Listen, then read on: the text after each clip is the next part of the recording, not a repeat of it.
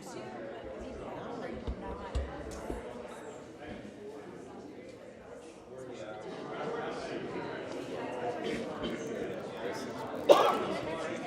Where's the apple cider little something? Right. The warm little feeling or something. I got we looked at that hotel in Brooklyn, up in New York for skiing.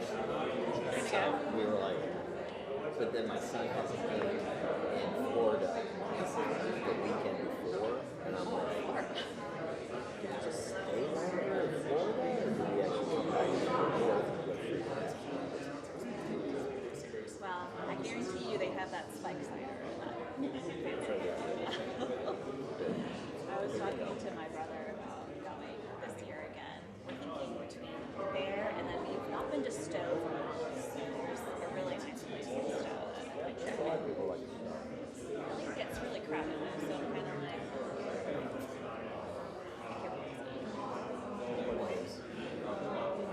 I won't go. I don't ski. So I get off the lift and my kids are sleeping. I'm like, I'm by myself. This is fun. What time are you in today? My wife is at Bobbin Hill. Oh, you're doing great. Thanks. You want to? No, I'm good. Awesome. Well, I'm done. Yeah, I was pretty much I understand a lot. You know, kids can go do what I do. Or work or whatever. How many kids do you have? 2. 17. One college bound. Applications has to be in by the 15th. I didn't read But yeah, just get them in. That's all I care about. All the paperwork's done. Financial aid's done. Everything's like set up. But it's like, can you just send, submit? see all that until Here's my credit card. Get the application fees. Go do it now before I not get paid again. But it's so much easier now because they have like a common app. Oh, there's a common app? Yes. Yeah, it's like So it's funny. Yeah. Yeah, every single one, individual application. Yeah, so and it's crazy because now I'm gonna be able to come back, but it's like she's asking me questions. Well, South Carolina is asking this, but Ole Miss is asking that, and North Carolina is asking this, and I'm like, what the hell? Like, are you just flipping around the different? Like, no, it's one big group. I'm like, oh shit, okay, cool. Does she have a favorite? She went to South Carolina. Yeah. So I said, go for it, have fun. If you want to do it, do it. My best friend, twin girls. My goddaughter was in Kentucky. The other one's at South Carolina. So I was like, you know something. And then there's a couple of kids that are from her school, which are like 2 last hour she got about something similar is from New York, and they keep in touch, and I think they will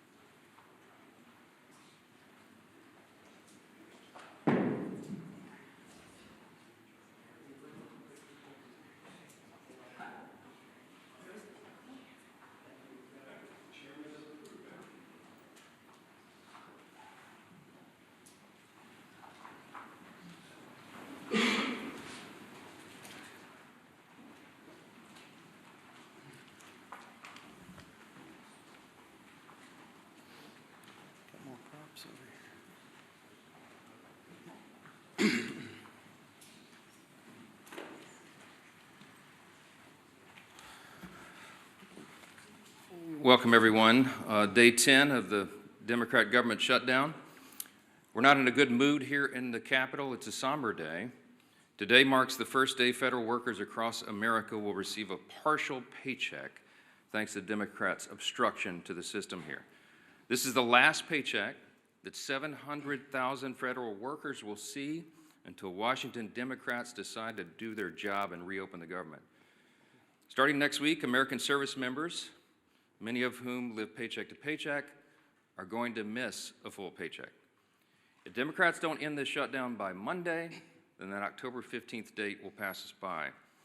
You've got millions of American families who will now have to figure out how to make their mortgage, how to cover their rent, pay the car note, keep food on the table, because Democrats, Chuck Schumer, and his colleagues in the Senate are here playing games. Republicans have voted over and over to end this madness and reopen the federal government. We did our job. By way of reminder, the House passed a clean, nonpartisan CR 3 weeks ago today to keep the government funded and, by extension, to pay our troops and TSA agents and Border Patrol agents and air traffic controllers and the rest of our federal workforce. We had that vote 3 weeks ago. And since then, Senate Democrats have voted repeatedly to keep the government closed. In the Senate, they have now voted 7 times to block paychecks for 2 million federal civilian workers and 1.3 million active duty military men and women. Now, I want to be very specific so that everybody in America can clearly cut through the obstruction and understand exactly who is to blame for this chaos. In fact, would you bring me that chart just real quick? I just want to point this out. Let's just make clear. This is the votes to pay troops and federal workers, okay? This is the number of times that the vote has been done. September 10th, the GOP in the House voted to pay the troops and pay all these federal workers. The Senate did it on September 19th, September 30th, again on October 1st, and 3rd, and 6th, and the 8th, and the 9th. Every single time the Republicans voted to pay the troops and federal workers, and every single time the Democrats voted not to. That is the record. They'll continue to put this bill on the floor. It'll be on the floor again next week in the Senate. And we'll see how many times they want people to go without paychecks. The Republicans are not playing games here. We sent a very clean, simple CR. You see this. Thank you so much for that. We are doing the job and making sure that the American people are taken care of. But judging by their behavior right now, the Democrats don't appear to be in any rush to end this pain. There's some headlines I brought you this morning. I just want you to hear what's being said about this. CNN headline from yesterday, quote, Democrats say even missed paychecks for U.S. troops won't be enough to end the shutdown alone. For many of them, this is about showing a fight to President Trump. They have to show a fight against Republicans so they can appease who? The far left base of their party. It is shameful. And for what? Chuck Schumer, the architect of this shutdown, is trying to bow to the Marxist wing of his party. You heard him yesterday. He said in his own words, every day of the shutdown, he said, quote, gets better for us. Better for who, Chuck? For the Democrats in the Senate? So you can bow to the Marxist base and not get a challenge? Here's another headline from Politico yesterday. Quote, Chuck Schumer's critics are satisfied. Yeah, the far left base of the party is satisfied. They don't mind the troops go without pay and civilian workers are furloughed. They don't care. Former DNC chair David Hogg, he heaped praise on Chuck Schumer as well. This is what Chuck Schumer was after. This is what he desires. The praise from the far left. David Hogg said, quote, "Give credit where credit's due. This is a big step up." A big step up. While you're delaying flights, while you're making people go through this pain. The co-founder of the far left group Indivisible said this yesterday publicly, quote, "Chuck Schumer hasn't surrendered yet. I call that progress." There's one inescapable fact. It's a glaring fact that everybody in America can see. Chuck Schumer is hurting real Americans for his own political survival. I'm going to say that again. Chuck Schumer is hurting real Americans for his own political survival. If you're a service member who's not getting a paycheck, it's because Chuck Schumer has to appease the Marxist. Cut and simple. It's plain and simple. Shame on you, Chuck. Every Senate Democrat who's going along with this, you lack the moral fortitude to do the right thing. This is the first time in history, the first time in the history of the United States Congress, that a party has shut down the government over a clean CR. We frankly didn't expect this. We sent over a no-frills 24-page document to keep the lights on, keep Congress working, to keep the paychecks flowing, and they stopped it because they're afraid of the far left. I'm just going to walk through a quick sample of the devastating impacts that Americans are feeling as we speak right here, because this is real. And you'll note a theme here. A lot of these are blue states where their Senate Democrats are over here keeping the government closed. In California, home of the nation's largest civilian workforce, more than 250,000 federal workers are now working without pay. Both the Democrat senators, Padilla and Schiff, have now voted 7 times to block those paychecks. In Virginia, there are 189,000 federal employees, nearly 5% of the state's workforce, that are waiting on their next full paycheck. And both of their senators, Warner and Kaine, refused to pass a clean bipartisan CR that Democrats supported 13 times under Joe Biden in the previous 4 years. In Maryland, Maryland is a hub of trade and commerce. You have 150,000 federal workers there. Both of their senators, also Brooks and Van Hollen, have voted 7 times to keep the government closed. In Georgia, home to our nation's busiest airport, there's close to 110,000 federal workers, including thousands of TSA agents and air traffic controllers now being forced to work without pay. You guessed it. Senators Ossoff and Warnock voted to block those paychecks too. Arizona, 58,000 workers serve the federal government, including many Border Patrol agents who are working hard to keep us safe.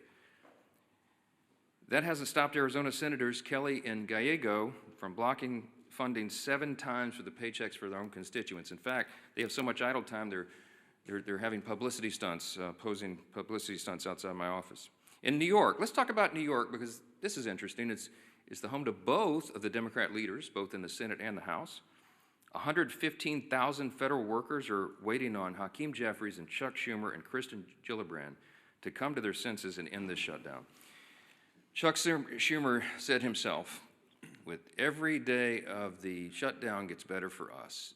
And what does that look like? We're talking about 2 million civilian workers, 1.3 million active duty service members, everybody being hurt because of it. Chuck is what they're doing right now. I've been asked many times in interviews over the last couple of days, you seem angry. You don't get angry a lot. I don't, but this is beyond the pale. What Chuck Schumer's doing right now, it's sickening. It's sickening to hear him say it's better for him and his party when it's so terrible for real Americans. Millions of people are experiencing real pain because of these political games. And you'd think after 44 years in Congress, Chuck Schumer would know better. But it seems apparent now that he spent too long in Washington to understand the real pain of real people. We're going to share a few more things with you about this morning and to talk about some of the real-world impacts on federal law enforcement. We've asked our House Committee Chairman, the Chairman of our House Administration Committee, Brian Stile, to come and talk a little bit more about that. So, Chairman Stile, thanks for being here. Thank you very much, Mr. Speaker. Thank you for your leadership. Chuck Schumer yesterday said every day gets better for the Democrats. That's certainly not true for the men and women in blue. Today is the first day that the men and women of law enforcement here in the United States Capitol, U.S. Capitol Police, are not receiving pay that they earned since the beginning of the Chuck Schumer shutdown. As this continues, the chaos and consequences of the Schumer shutdown continue to build. Yet the men and women in law enforcement are asked to go out and serve and protect us every day.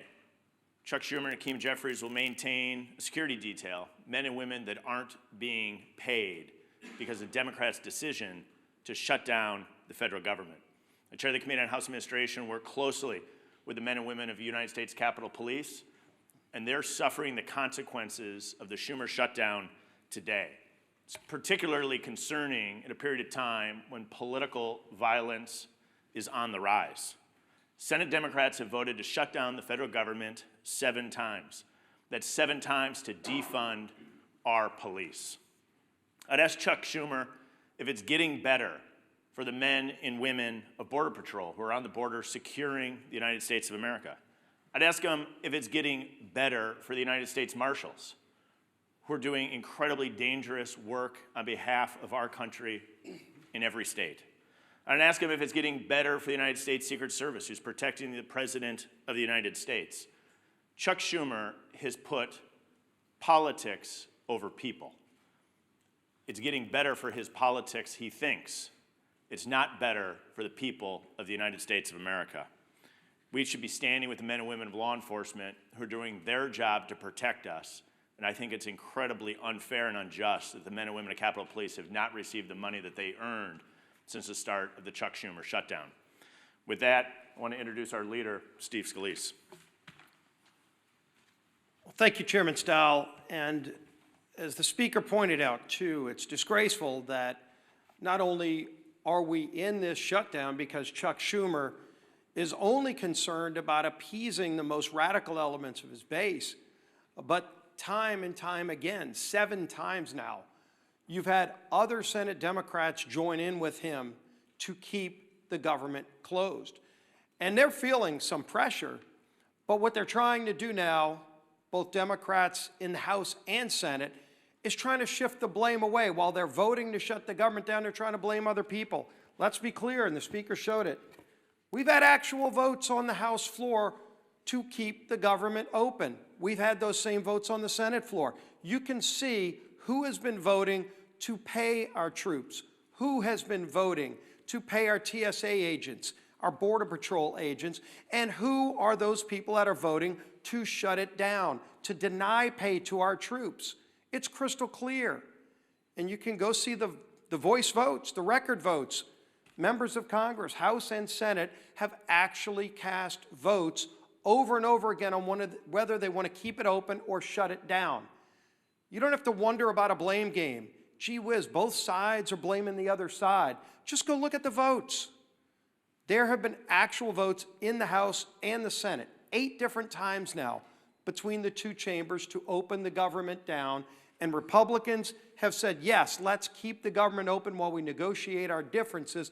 And Democrats continue to say no so they can appease their radical base. And so as Chuck Schumer denies pay to millions of federal workers, we know roughly at least 1 in 3 of every service member in America lives paycheck to paycheck. Now, should they get solace in knowing that they're risking their lives, some of them overseas, while their families are here, and on Monday, when we get to the date where paychecks would be cut, the government will still be shut down, and they won't even be getting a paycheck on the 15th. Rent will still be due, mortgages will still be due, car notes will still be due for those service members risking their life. Should they take solace in knowing that at least it's a good day for Chuck Schumer? At least Chuck Schumer feels like the shutdown's working good for Schumer. That's not going to give solace to any of those families. Instead, it actually increases the anger of the families all across America who are seeing the real cost of this shutdown. They know who's voting to shut the government down, but now they're feeling direct pain. And the only thing they hear from Democrat leaders that keep voting no is, oh, it's a good day for us because the far left is patting us on the back. Do they really need a participation trophy to feel good about themselves while they inflict pain on millions of people? It's disgraceful. And as the Speaker pointed out this morning, one of the other things that's being reported now is that one of the dates it looks like they're holding the government hostage over is the 18th of the month, where they're having this Hate America rally in Washington. And Democrats want to keep the government shut down to show all of those people that are going to come here and express their hatred towards this country, that they're fighting President Trump, that they're keeping the government closed as if it's something to be proud of, they ought to be ashamed. If they had any shame, they would come back, they would open up the government, and then we can negotiate our differences, which are very, very large on a lot of these issues.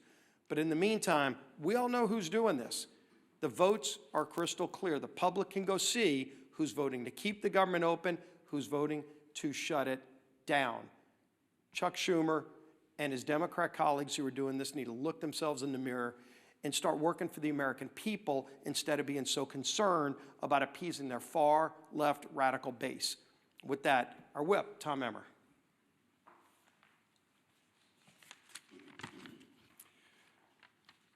I'm going to go back to Chuck's words again. Quote, "Every day gets better for us. You reopen the government and we lose our leverage. The point of this shutdown is not just suffering for suffering's sake, but to make a point." These are actual quotes from Chuck Schumer and Senate Democrats over the last week. You don't have to take our word for what their motivations are in shutting down the government. They are spelling it out for you and all of us. This is about one thing and one thing only: to score political points with the terrorist wing of their party, which is set to hold, as Leader Scalise just commented on, a Hate America rally in D.C. next week. And they've forced military families, air traffic controllers, border patrol agents, farmers, veterans, TSA agents, and federal workers to pay the price. We're now on day 10 of the Democrat shutdown. Senate Democrats, including Senator Tina Smith in my home state of Minnesota, have had 7 opportunities to reopen the government, but they've refused every single time. Consequently, Americans across the country are experiencing flight delays. In a matter of mere days, 11,000 Minnesota National Guardsmen won't get paid. Federal workers are being forced to figure out how they're going to put food on the table for their families, just so the Democrats can maintain their leverage to make a point. It's despicable, it's disgusting, and it should be disqualifying. With election season right around the corner, I hope every single American is taking note. Republicans have done our job.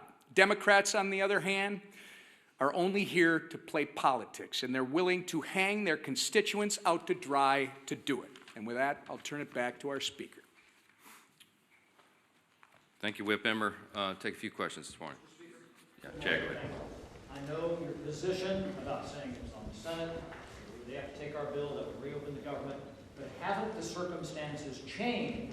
And because there's a dire emergency, as Mr. Stiles talks about the Capitol Police, you all talked about the military, to say we should do something different here.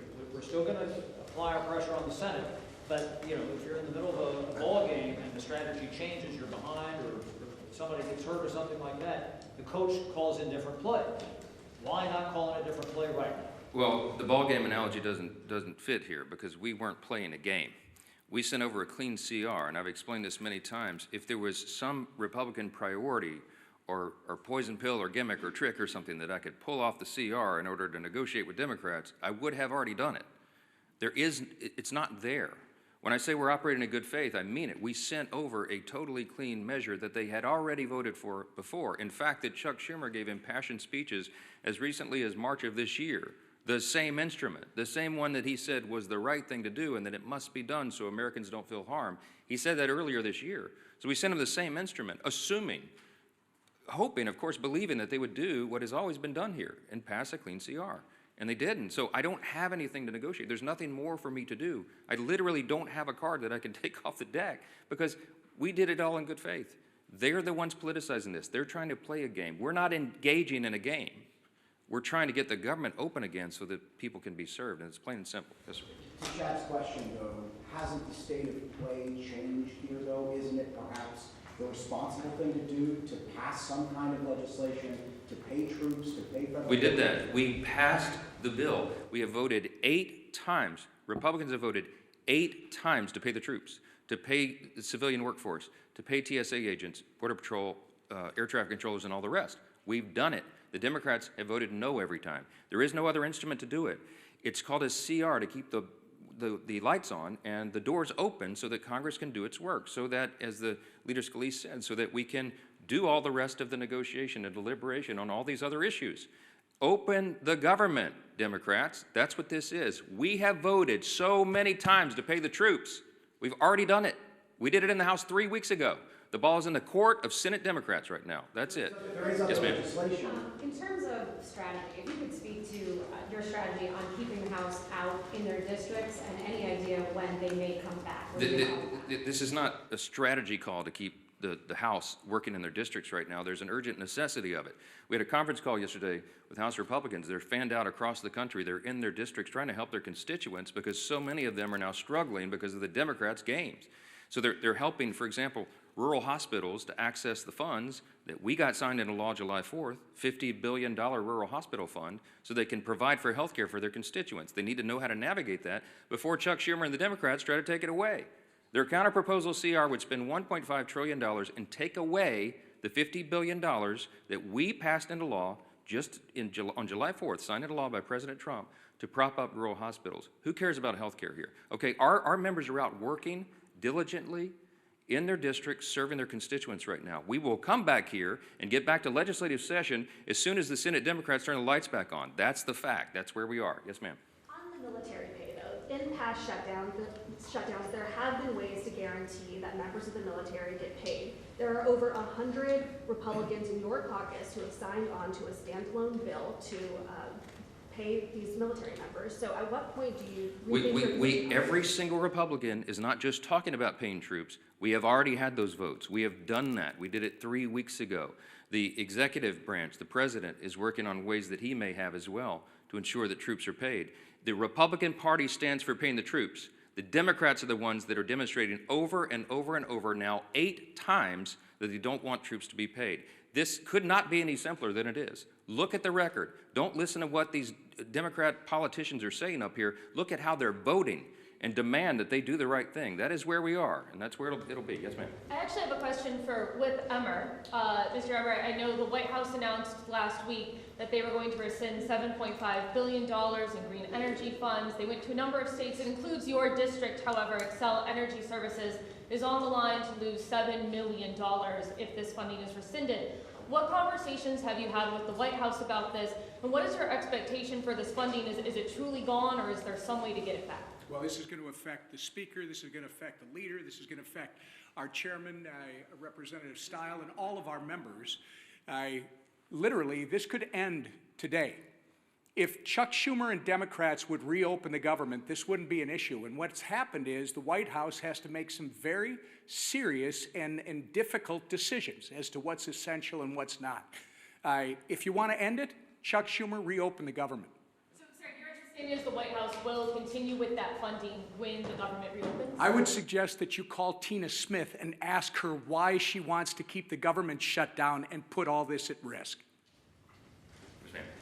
Is there a breaking point, like 2 paychecks missed, 3 paychecks, 4 paychecks, where you all change your strategy and say, we're going to bring House Republicans back and negotiate before the government's reopened? I would like you to ask that identical question to Chuck Schumer. We have done the work in the House. We are awaiting them to do theirs. This is a 2-body, 2-chamber legislative body, okay? The House did its work. The House and Senate Republicans have repeatedly affirmed that. You saw the chart. 8 times now, they have voted to get the government open and get troops paid and federal civilian workers paid. Democrats have dug their heels in and said, no, no, no, no, no, over and over. They're the ones blocking the checks, not Republicans. All these questions should be directed to them and not to us. That is how this works. Thank you all for being here.